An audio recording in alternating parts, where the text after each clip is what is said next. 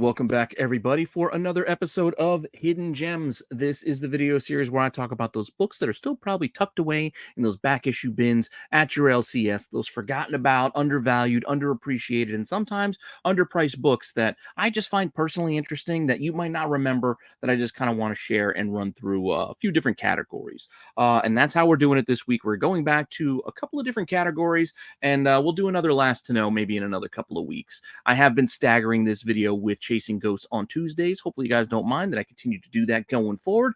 It's just trying to adjust to this new schedule, doing the Hot 10 and the Wednesday watch list as kind of strapped for time. So I'm doing the best that I can, and hopefully you guys are appreciating and enjoying all of the content here on the channel that I'm trying to get out to you every day. Let me know what you think in the comment section. Please like, subscribe, hit the alert button so you don't miss anything. Keep telling your friends so we can keep growing the channel as we are on our way to 3K. And with that all said, if you want to see what books I picked out for you this week, just hang on for a few seconds after the intro, and I will be right back.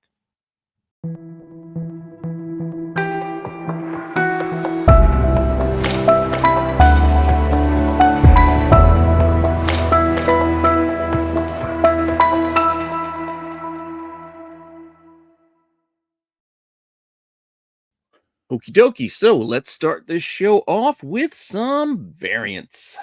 As you know, I am a big variant fan, an incentive variant fan, and that's what I'm going to run through today. These are going to be a little bit on the lower ratio side because that's what I try to shoot for here on Hidden Gems and not try to go for those high ratio incentives, those hard to find books. That's Chasing Ghosts. These are things that you might just find just tucked away in those boxes along with the regular copies because they might not even know that it's an incentive because, again, the ratios are on the lower end.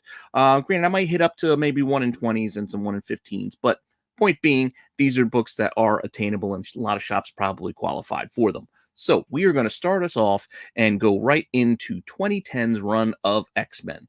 I have talked about this run before, but today we're going to hit a specific run right there, right around issue, starting with issue 11. So we're hitting here with number 11. Yes, the cover is sideways. I know that's kind of annoying. Tilt your head, look at it that way, but we got the many different versions and costumes for Kitty Pryde here on this X-Men. I don't know if these were called Generations or what they called this variant set, but they did do a bunch of different X-Men in this fashion where they showed different versions of them basically evolving. Maybe it was Evolution. Maybe it was Evolution. I can't remember. One way or the other, this was a 1 in 20. So we're going to start off here with the 1 in 20 because, again, that's part of where we are on this run. Still not that expensive, even for a 1 in 20, even in the back issues. Look, $25 is slightly over ratio. That's nothing too out of hand. And even the asking price of one I found as an example is only $24. So yeah, this one might be a little bit on the tougher side because it's a 1 in 20, but it's still something that's manageable. And like I said, there's a whole bunch of other ones here. I just wanted to cover this one because it kind of fit this little chunk of X books that I wanted to go over. But mostly wanted to get into the next one. So the next one is issue 12.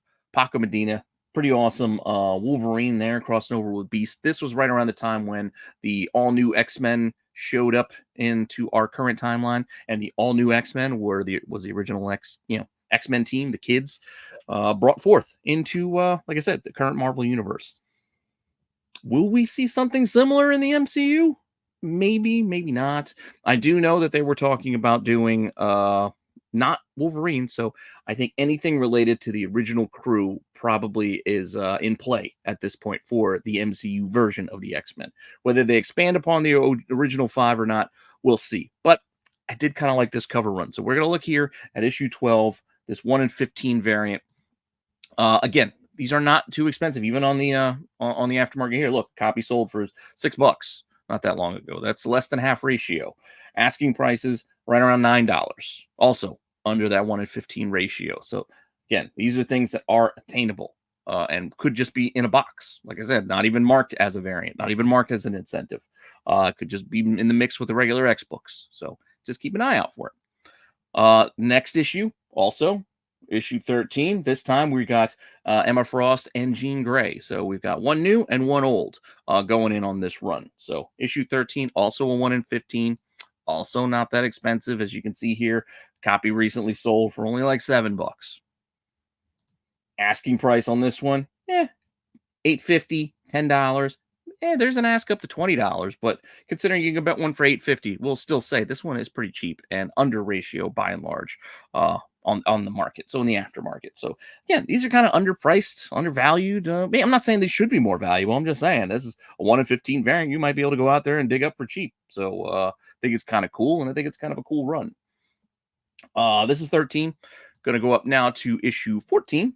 Psych and Psych. So we got two Cyclopses, meeting each other here. No copies sold on this particular one lately or in the last 3 months. But if you were shopping for one, you could find it as cheap as $8.50, $9, $10. Again, all under ratio. The funny thing enough about this book, this number 14, this 1 in 15 variant, is this issue also had a 1 in 20 incentive, which was a Captain America incentive here. So we had I don't know if you remember the run where they were doing like the real life heroes kind of work. They had like nurses and like firefighters and soldiers, etc. This particular cover, I wasn't aware, is actually very, very expensive. Out of this run, like many of them again are kind of in that same kind of price range we've been looking at. They're like ratio and less, but this one, I mean, it is a great cover. But if you look at it, issue 14, a copy recently sold. Let's see, when was this? Back on September 17th? September 17th for $99. One bid. I was like, ooh, $100. I seemed to kind of out of nowhere. I wasn't aware that this one was that expensive. And then when I looked to see, well, maybe it was an outlier, I checked. Apparently, it looks like it was sold with one bid. It was not a best offer accepted for something cheaper that I could verify. So that's what it appears to be from all the places I could check. But then I looked at what's available, and there's a copy listed for $150.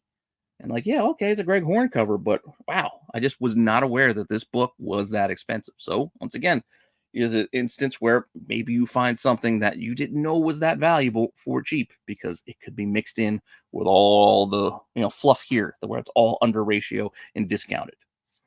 Just saying, the X-Men title was a popular run, so there's plenty of copies out there. There's plenty of shops would have qualified for these incentives, which would mean that there are available copies to be had. So keep an eye out. That's it. We're going to go up to our last one here as part of this run, issue 15. This time we got two Icemen, I guess. Iceman and Icemen. Much like the Cyclops, though, this one hasn't had a recent sale. And I found an asking price of right around ratio. So $15 was kind of interesting. And funnily enough, it took me a minute to realize, after I was looking at these, I was like, wait a second. I think these things might actually connect. And you know what? They do. So 1, 2, 3, 4. Thought that was kind of fun. I was looking at Beast and thinking, wait, that looks like Angel's wings, and there are 5 original X-Men. Where is Angel? And I double checked, looked over and over at X-Men number 11 to make sure there was no 1 in 15 for that cover, that book as well. Couldn't find it. It's like, okay, I don't know. I looked and looked, couldn't see where that missing piece might have been. But then I looked online and I saw this image here that had it. And I'm like, wait a second. So that means this exists. There is a 5th cover that goes to this set. What is it? Why am I missing it? And then today, before I sat down to actually film this, I decided to go look again and expand my horizons in my searches. And I did find this 1 in 50. So this goes out of the realm of what we normally do here on Hidden Gems, because this is a 1 in 50. So it's a bit of a higher ratio on X-Men Giant Size number 1. So this is the Giant Size X-Men for the new, the new team, or the kids, showing up in our current timeline, however you want to call it, the all new X-Men. Much like those other books, none sold recently, so I can't give you a price there on what the market might be for this book. But when I looked at how much this cost, I was surprised to see it is only right around those other 1 in 15 ranges, $16.50 for this 1 in 50. And not only that, there is a listing for only $27 for all 5 of these covers stacked together. That's less than $6 an issue. That's $5 an issue, basically, and then you got to pay shipping. I might actually go and buy that before the night is out. I don't know. For that kind of price, I might do it. But if you're interested and I don't do it quickly enough and you beat me to it, have at it. Go ahead. Just pointing it out that it's actually not that bad.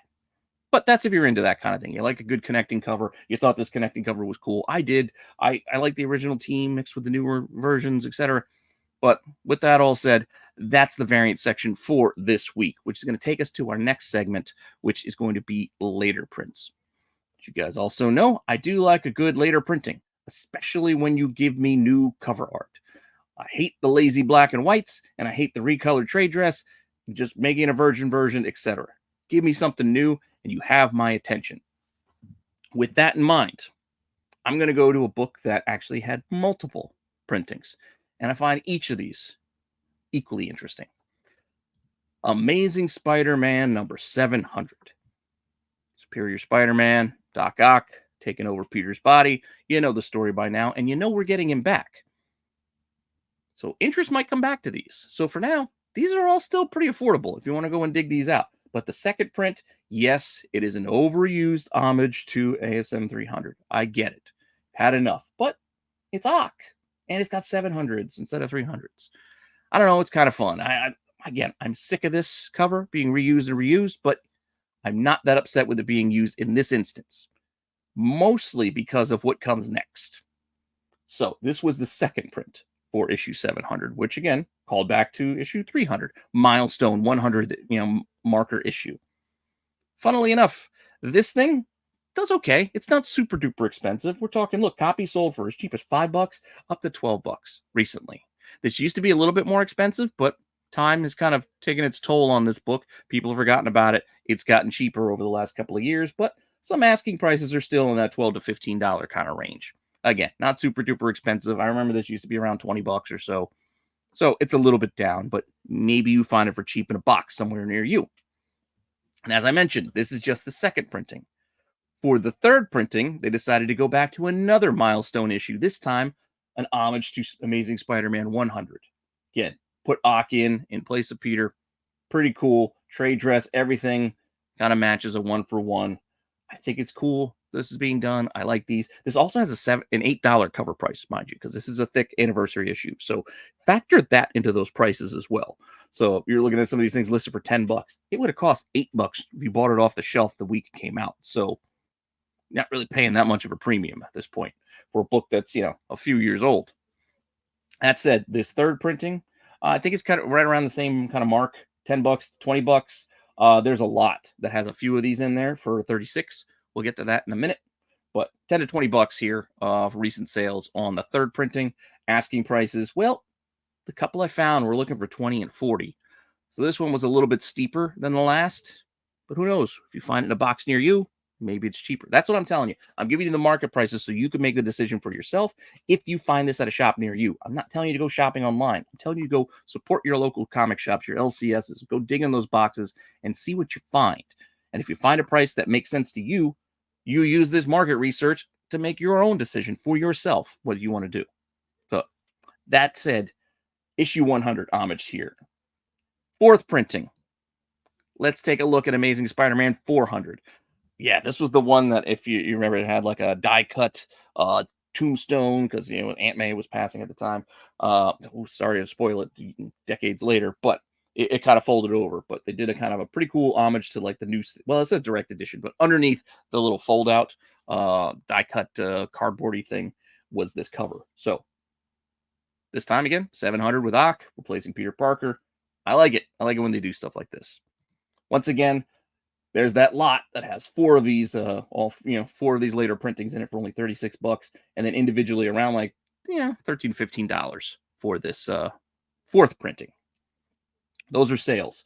Asking prices $13, $18, $30, kind of in again that $10 to $30 kind of range. So there's a higher ceiling, right around the same floor as our second print, And that was 4, and we've got one more.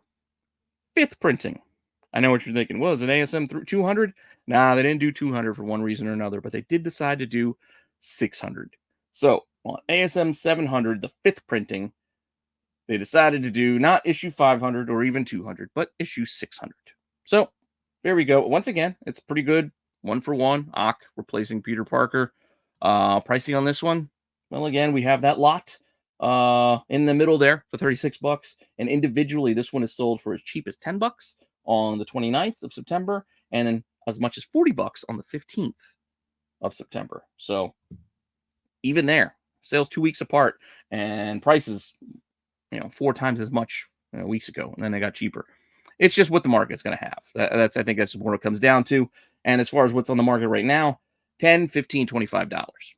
somewhere in that range. So depending what you're looking for, copies are out there. But again, go dig in those boxes, see what you find. Maybe you find it for cheaper. And again, this is an $8 cover price, so a $10 listing ain't that much of a premium.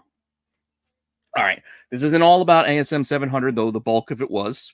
I do have a couple of others just to kind of throw out there, but we're going to stay in the Spider universe for the time being, and we're going to look at Miles.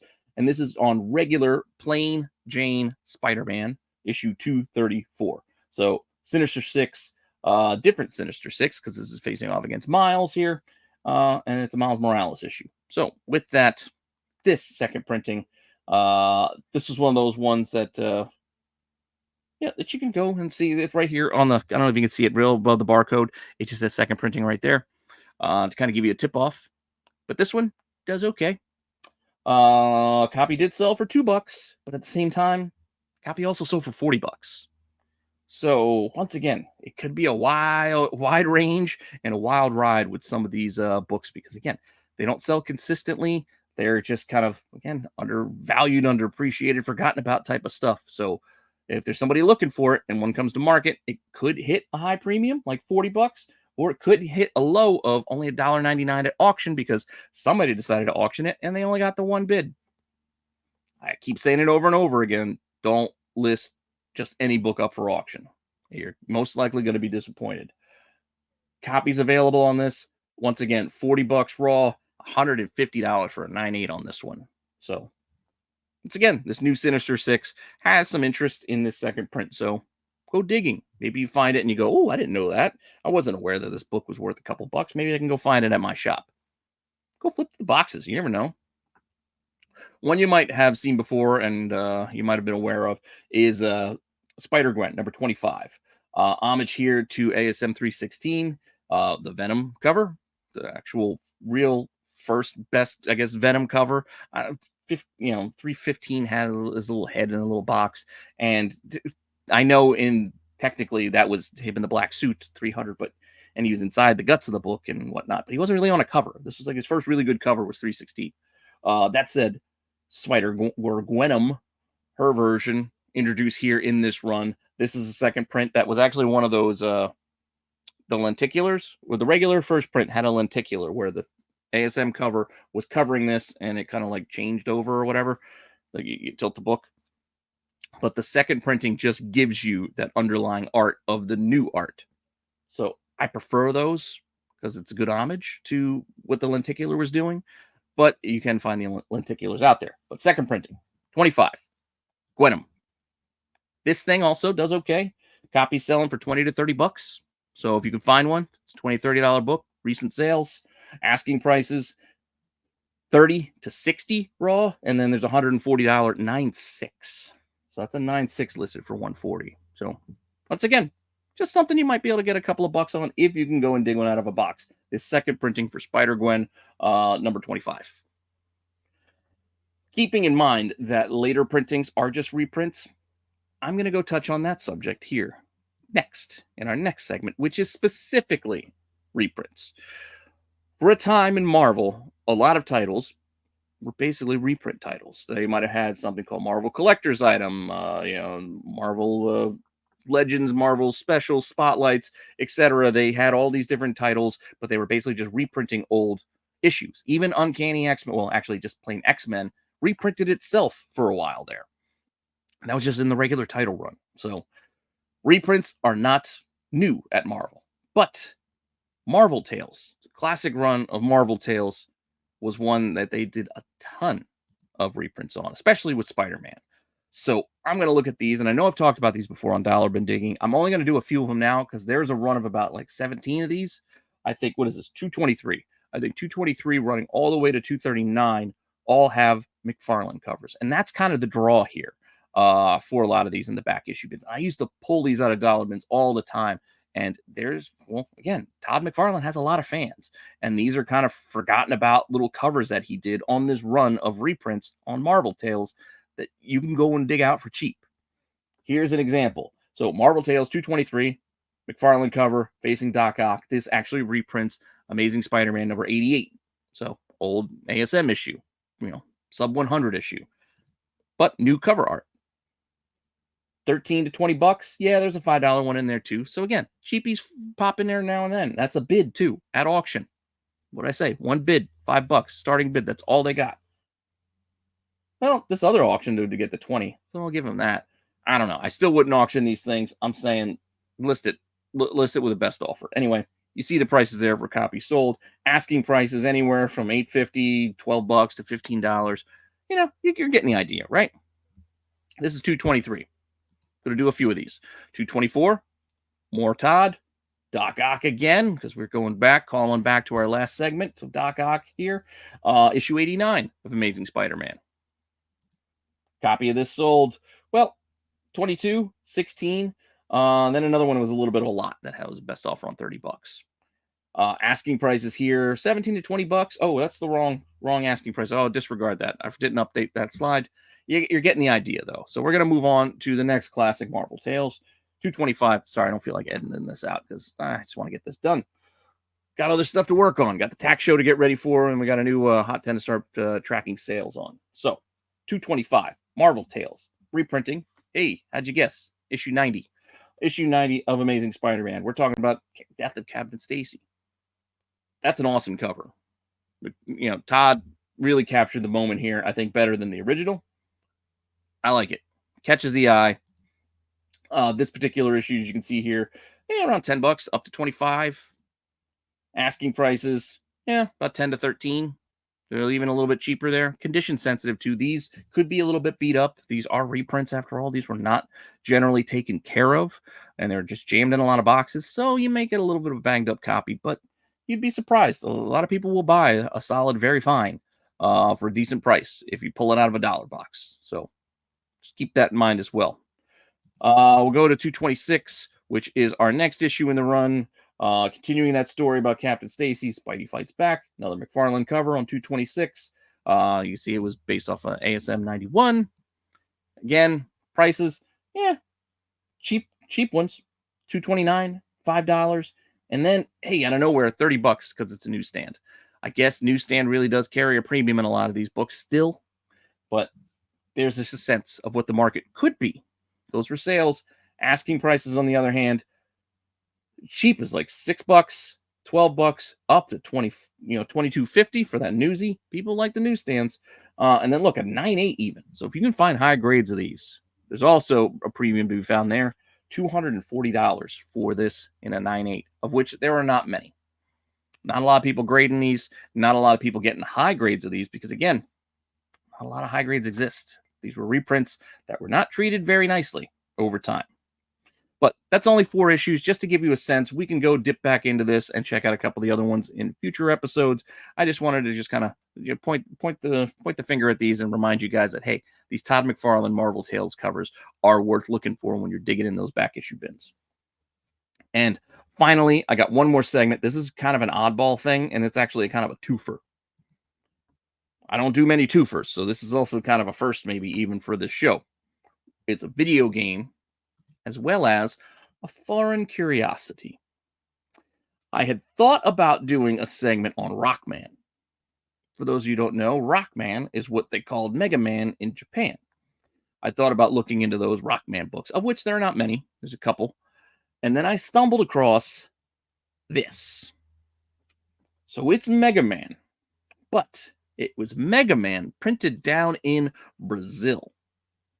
16 issues, I want to say, that this issue ran, and it was a more adult, violent take on Mega Man for the Brazilian audience. It's not like they took the Archie books and then just adapted them and reworded them. No, this is all new stories that were done based on Mega Man that were a little bit more adult in nature and a little bit more violent from what I've read. I've not been able to find any of these. To be fair, I have not found these.